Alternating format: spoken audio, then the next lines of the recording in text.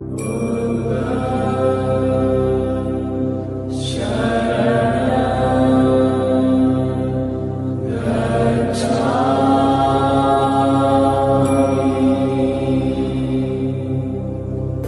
दोस्तों शुरू करते हैं ये कहानी।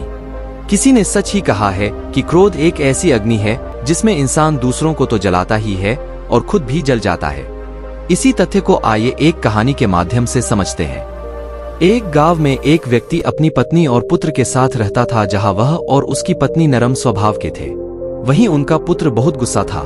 वो हर समय चिढ़ा हुआ रहता था और बात बात पर गुस्सा हो जाया करता था। गुस्सैल स्वभाव के कारण उसकी किसी से नहीं बनती थी। आए दिन उसका आस पड़ोस के लोगों से झगड़ा होता रहता था। उसे कोई पसंद नहीं करता था और ना ही उसके कोई दोस्त थे। माता पिता अपने पुत्र को लेकर हमेशा चिंतित रहते थे। वे चाहते थे कि उसके स्वभाव में परिवर्तन आ जाए, लेकिन लाख समझाने पर भी उसका गुस्सा जस का तस रहा। एक दिन गांव में एक सन्यासी का आगमन हुआ। वह विचित्र तरीकों से लोगों के जीवन में सकारात्मक परिवर्तन लाने के लिए लोकप्रिय थे। जब माता पिता ने उनके बारे में सुना तो अपने पुत्र को लेकर उनके पास पहुंचे और बोले, बाबा ये हमारा पुत्र है। समस्या ये है कि इसे बहुत गुस्सा आता है। गुस्से पर इसका कोई नियंत्रण नहीं है। ये हर किसी से लड़ पड़ता है। हमारे समझाने का भी इस पर कोई असर नहीं होता। आप कुछ ऐसा करें कि ये गुस्सा करना छोड़ दे। सन्यासी ने कहा, ऐसा करो, आप अपने पुत्र को आज दिन भर के लिए मेरे पास छोड़ जाओ। माता पिता ने वैसा ही किया। वो अपने पुत्र को सन्यासी के पास छोड़कर घर चले गए। सन्यासी ने लड़के से कहा, पुत्र मैं तुम्हें काम देता हूँ, क्या तुम वह करोगे? लड़का भी अपने गुस्से से परेशान था और चाहता था कि उसकी है आदत छूट जाए।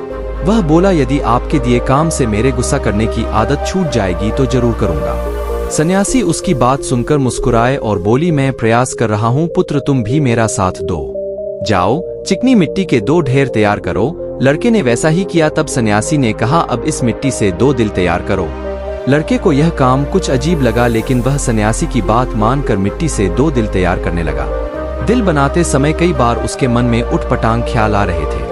वह सोचने लगा कि मैं यहाँ अपनी गुस्सा करने की आदत छोड़ने आया हूँ और इस सन्यासी ने मुझे किस फालतू काम में लगा दिया है। इस तरह से तो मेरा गुस्सा खत्म होने की जगह और बढ़ जाएगा। लेकिन उसने किसी तरह काम करना जारी रखा और मिट्टी के 2 दिल तैयार कर दिए। वह उन 2 दिलों को लेकर सन्यासी के पास गया और बोला, बाबा ये रहे 2 मिट्टी के दिन, मैंने आपका काम कर दिया है।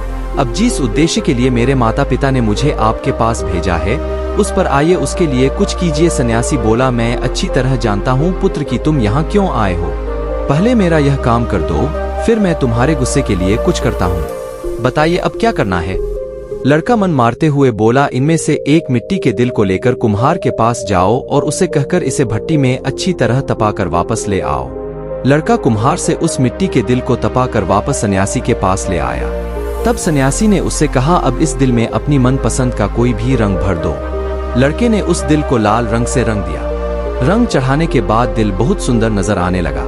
लड़के ने जब अपने दिन भर की मेहनत से तैयार उस दिल को देखा तो बहुत खुश हुआ और सोचने लगा कि सन्यासी बाबा से कहकर मैं इसे अपने घर ले जाऊंगा और अपने कमरे में सजाऊंगा। वह खुशी खुशी सन्यासी के पास गया और उस दिल को दिखाते हुए बोला, देखिए रंग भरने के बाद ये दिल कितना सुंदर लगने लगा है।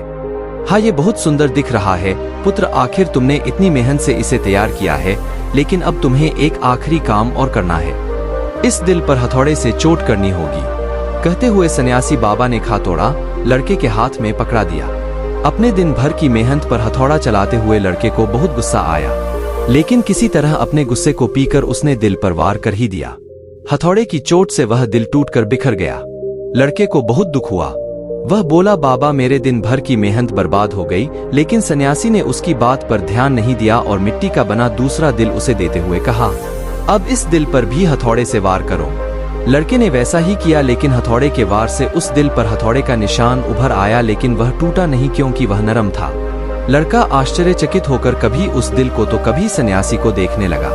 वह सोचने लगा कि मेरे माता पिता मुझे किसके पास लेकर आ गए।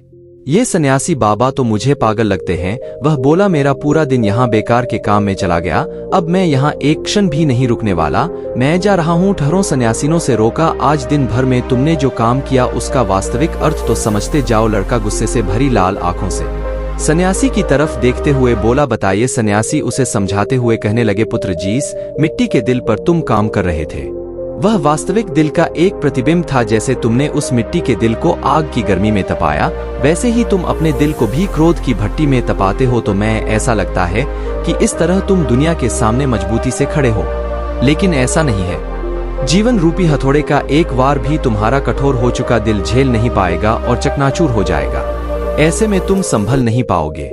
जीवन के दुख दर्द को सहन करने के लिए तुम्हें अपना दिल उस दूसरे दिल की तरह नरम बनाना हो। तब जब भी उस पर कोई दुख आएगा, उस पर कुछ समय के लिए असर जरूर होगा, लेकिन वह टूटेगा नहीं बल्कि कुछ ही दिनों में संभल जाएगा। बेटा, क्रोध जितना नुकसान दूसरों का करता है, उससे कई अधिक तुम्हारा स्वयं का करता है। इसलिए क्रोध करना छोड़ दो, अपने दिल में प्रेम और क्षमा को स्थान दो, उसे विनम्र बनाओ। लड़के की आंखें ये सब बातें सुनकर नम हो गई और उसे बाबा की कहीं सारी बातें समझ आ गई। उसने सन्यासी बाबा को वचन दिया कि वह अब से अपने क्रोध पर काबू रखेगा और अपना व्यवहार सुधारेगा। धन्यवाद।